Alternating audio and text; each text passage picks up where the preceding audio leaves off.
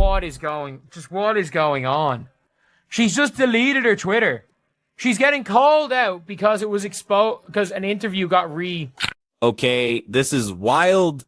After Caitlin Clark basically put her on blast to the entire league, the Indiana Fever president is officially in a full-blown panic. And get this, people are absolutely stunned as the criticism just keeps piling on, getting more intense with every single hour that passes. I'm not joking when I say this. Something's gone weirdly wrong. Like, we hired a freaking Chronically Online. But hold on a second, because this is way bigger than just one press conference or some viral video. No, the real story here is much, much more intricate. And guess what? I've got all the exclusive details you need to hear.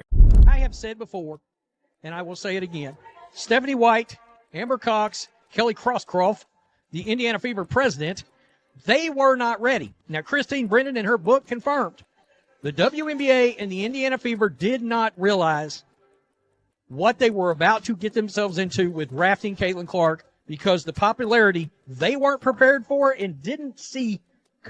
Okay, fans are absolutely furious after the Indiana Fever's front office took a truly terrible turn. Suddenly, Caitlin Clark, the rookie sensation who's been filling arenas and turning the WNBA into appointment television, is being criticized by her own team president. Yeah, Kelly Krauskopf dropped a tone-deaf comment that totally shocked the fan base, saying, "We hope the Fever would resemble Apple." Now this is an unusual flex because it sounds like she's talking about Clark as the iPhone case, not the iPhone itself. Let's be blunt, the Fever is significant because of Caitlin. Her presence is what keeps those national cameras rolling and the merchandise flying off the shelves, but instead of acknowledging her undeniable importance, the team's top officials seemed more interested in downplaying it. As you can imagine, that did not sit well with the fans. Social media exploded, calling it out for exactly what it was, blatant disrespect. And get this, after all the backlash, Krauskopf basically staged her disappearance overnight. Her old account vanished. No apologies, no justifications, just gone. It was like she realized her mistake, logged off, and hoped the heat would just disappear. But let me tell you, it's already way too late. The internet and Fever fans never ever forget. Yes, Stephanie White, every single solitary move that you make is going to be scrutinized. Welcome to it. You know someone is truly feeling the heat when they delete their social media accounts mid-scandal. That's exactly what Fever President Kelly Krauskopf did after her now infamous Apple comment about the team went totally viral and absolutely not in the way she intended. The public wasted no time. As soon as that video hit, Clark supporters swarmed, criticizing Krauskopf for trying to reduce Caitlin Clark, the absolute force behind the WNBA's exploding popularity, to just some generic product. Suddenly, poof, Krauskopf's entire previous account was gone. No apologies, no explanation, no attempt to clean it up. What's wild is that no PR statement could have ever matched the impact of that quiet disappearance. Fans weren't just disappointed, they were enraged. We're talking about season ticket holders and hardcore fans who feel completely duped after wearing Fever gear through years of losing seasons, only to see their own front office deliberately mishandling the very moment they've all been waiting for. Even worse, this all followed weeks of deafening silence about how Clark was being treated on the court. Referees have been letting her get thrown around game after game, acting like they left their whistles at home, and now her own president can't even acknowledge her value without making a weird brand comparison. Please. Supporters saw right through it, and Krauskopf's sudden flight only confirmed their suspicion. The Fever's front office has sparked a fire, and it's now a serious trust issue, not just bad publicity. What happened next? Sophie Cunningham stepped up. If I was a ref, I know I would mess up all the time. Yeah. Like, I'm not saying that your job is easy, but when it is a simple call right in front of your face multiple times, what are you doing? In San Francisco tomorrow, you're on the Las Vegas Strip. What can the Las Vegas expect from Sophie? Oh, you know what? I'm just gonna be me. I don't go in there trying to predetermine anything. I'm dialed in. I need to focus on hitting my shots, making sure I'm executing the schemes right. I'm not focused on the extracurricular activities. And you know what? During that, it was just part of the game. I think the refs had a lot to do with that. It was a build up for a couple of years now of them just not protecting, the star player of the WNBA. And so at the end of the day, I'm going to protect my teammates. That's what I do. And I'm a team player, so it's all good. Enter Sophie Cunningham, the self-described bodyguard of Caitlin Clark, the unofficial vice president of Try That on Our Court and You'll Get Dropped. And let me tell you, her remarks just absolutely ignited the entire league. During the very first episode of her podcast, Show Me Something, Sophie went completely insane. Her uncensored monologue felt like it was ripped straight out of a Netflix show. And she wasn't just targeting opponents either. Oh no, everyone was at fault, especially those who dared to downplay Caitlin Clark's value to the league. She literally said, "You're literally dumb." Not once, not twice, but 3 times. That clip immediately blew up on TikTok, YouTube, and X. It's the catchphrase of the moment, and Sophie knew exactly what she was doing, but she does more than just talk. This is the same Sophie who just body-checked a Connecticut Sun player into a different time zone right after Clark took an elbow to the face, and the fact that she was ejected didn't bother her one bit. "I'm gonna defend my teammates," she declared. "Go on, girl." However, this is where things get even more complicated. Sophie did more than just call out bad officiating or opposing teams. She started firing shots at her own squad, the Indiana Fever. She claims that part of the real disdain for Caitlin actually comes from inside the locker room. Some people close to the team are even calling her podcast a literal declaration of war. It's true that fans have been feeling this tension because the rivalry between established veterans and viral sensations isn't unique to the WNBA, but in Indiana, it's absolutely simmering right now. And Sophie isn't here to be kind. She's here to blow everything up. It wasn't a dirty play. It was an intentional foul, and it was meant to send a message. It turned into a scuffle, and I don't think anybody wanted that. But the way that the game went and how egregious the referees were and how they were not protecting players, and they especially weren't protecting the number 1 player in this league, the biggest draw in this league, which is Caitlin Clark, and they continue to not do that. To me, this was not a dirty play. This was making a statement because the referees didn't do their damn job. This would not have happened at the end of the game if the referees did their job during the first play. If the referees did their job, not just the first play, every single play leading up to that. If the referees had control of the game, that is their only job. The referees' first job, their number 1 job, is to protect their players. Like, I get it to a certain extent, and like every rookie coming into the league, that's how you're going to treat them.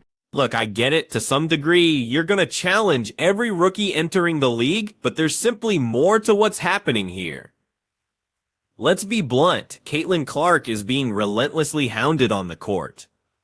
Elbows, body checks, even gouged eyes, and the referees? Silent. If someone touched Steph Curry or LeBron James like that in the NBA, we'd have fines, suspensions, and non-stop breaking news alerts. But for Clark, the action just keeps going after she gets absolutely robbed in the W. Think about the May 24th game between the Fever and the Liberty. In the middle of the court, Natasha Cloud just rams Clark. We're talking a clear shoulder-down collision during a 2-point game. The referees stared blankly. "Are y'all serious right now?" Clark asked, "Hands up," without saying a word. Meanwhile, the Liberty players cheer as the buzzer goes off. Sophie Cunningham didn't hold back after that. She muttered, "Just more for her, and she's right. It's increasingly impossible to ignore the harsh, glaring double standard. This isn't tough defense. This is targeted disruption. Some rival players have even quietly accepted the existence of an implicit purpose. Make her put in the effort. But that's just code for breaking her before she gets too powerful. And that's exactly what we're seeing. But here's the kicker. Clark is not going to break. She didn't come here for some elevated hazing ritual. She came to command. When the referees failed to sound the alarm, Sophie is out there, throwing shoulders on the court and spitting fire on the microphone like it's her full-time job. This goes beyond a few bad calls. Honestly, I'm starting to think there might be a full-blown conspiracy. If you're still with me, you know this isn't just a basketball story anymore. We want to sustain the growth and the interest level in the franchise. I mean, this is about the Indiana Fever. Yes, we have a foundational player in Caitlin Clark and Leah Boston, and we're going to continue to add to that. But I want this team to be the leader in the country, and a brand, an enduring brand, like Apple or something. We have a real. Behind the scenes in Indiana, things are absolutely not going well, and now we're seeing real fighting, not just some showmanship. On one side, you've got the business suits, desperately trying to mold the Fever into some sophisticated brand, kinda like Apple. But on the other hand, athletes, fans, and even opposing coaches know the truth. Right now, the brand is Caitlin Clark, and here's where things turned ice cold. When President Kelly Krauskopf decided to try and diminish Clark's influence, everything went downhill. This is where Sophie Cunningham comes in, and she didn't just disagree, she completely lost it with her own management. What's more, this wasn't just some impromptu emotional outburst during an interview. Oh no, not at all. Insiders are claiming that the podcast tirade was completely prearranged, a calculated assault right after the president's speech. Sophie did more than just make fun of the WNBA. She publicly called out her own front office and showed everyone the receipts. That's not mere irritation, that's rebellion. And in all honesty, it exposed a severe identity crisis right inside the franchise. Despite having the absolute centerpiece already, the Fever still wants to create a dynasty, and instead of showing her appreciation, they're acting like she poses a threat. Now the entire group is split. Some see Caitlin as the clear future, while others are clinging to authority from the past. And you know what? Those fans aren't blind. Sophie isn't either. And Krauskopf's mysterious erased account, let's just say it speaks volumes. Second, take a look here. What the WNBA is doing with Caitlin Clark is the equivalent of the NBA doing this to Michael Jordan in 1986. It just doesn't make sense to me. You are biting the hand that feeds you. Mind you, without Caitlin... If LeBron James got slammed to the ground after being poked in the eye, Twitter would absolutely melt down and SportsCenter would be running it on a loop for days. But for Caitlin Clark, the league gives her crickets, a crunch, and zero whistle. Can you imagine Steph Curry being pounded game after game, playing without any real protection? Would the NBA just shrug it off? Absolutely not. But that's exactly what Caitlin Clark is going through. This isn't just some newbie getting pushed around. Everyone is watching women's basketball. Because of her, it's all about Clark, the skyrocketing ratings, and the packed arenas.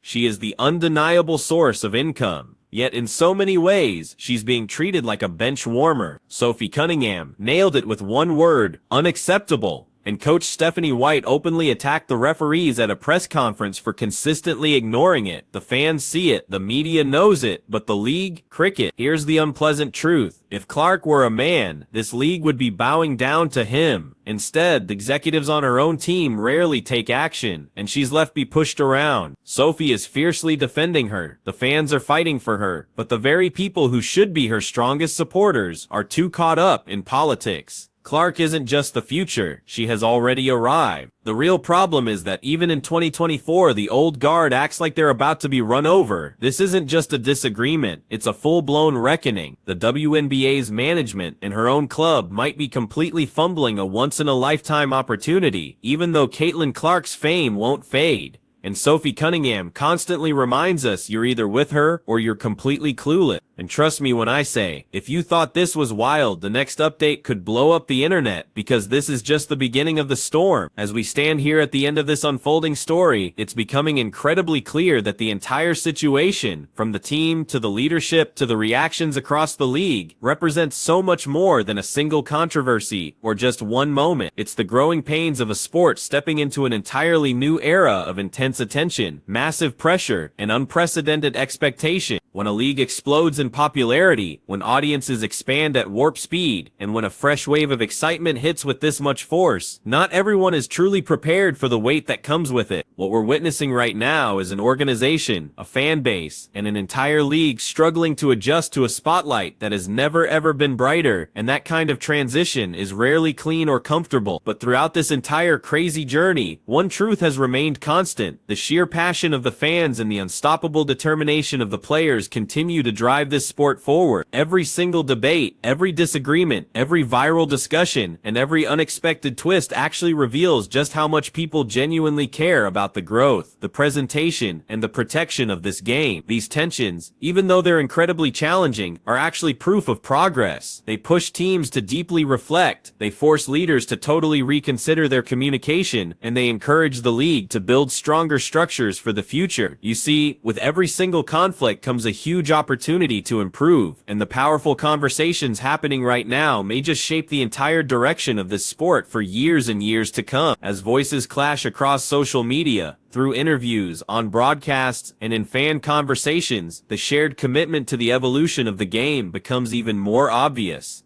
Emotional reactions, strong opinions, and intense scrutiny are all unmistakable signs of a league expanding in real time. Growth is never a smooth ride. It demands significant change, incredible patience, and a genuine willingness to face discomfort head on. These moments, even when they're filled with immense pressure, actually help reveal what desperately needs to be adjusted and what truly deserves to be strengthened. The connection between the athletes, the supporters, and the wider public has never been more powerful, and that connection is fueling a massive shift in the world of women's sports.